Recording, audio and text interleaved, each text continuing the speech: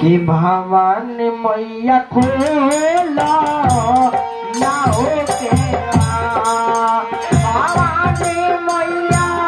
खोला ना हो के भवानी खोला ना हो के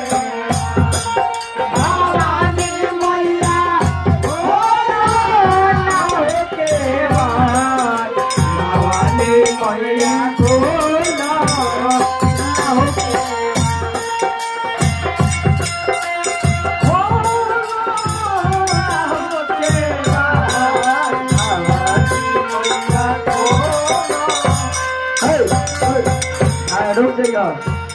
देखिए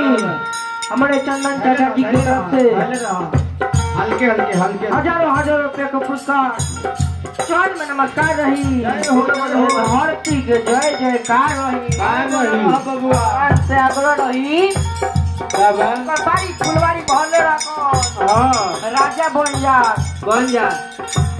दिन दोगुना रात चौगुना हो जाए कमात रहो भवानी मैया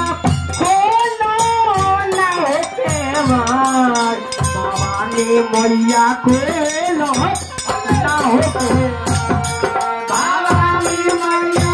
खोलो ना हो के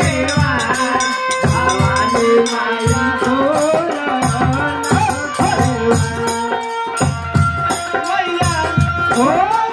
ना हो के भवानी मैया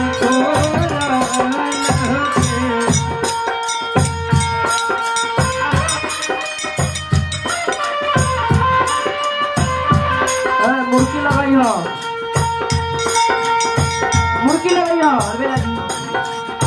हो हम ना करने लगे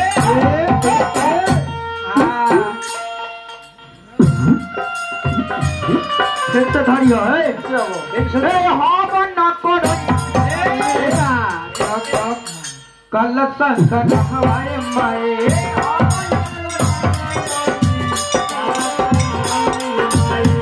बेली चमेली अड़हुल फूल लहलहाए माए बेली चमेली अड़हुल फूल लहलहाए माई का बबुआ हम न करने लइनी कलसन हवाए माए बेली चमेली अड़हुल फूल लहलहाए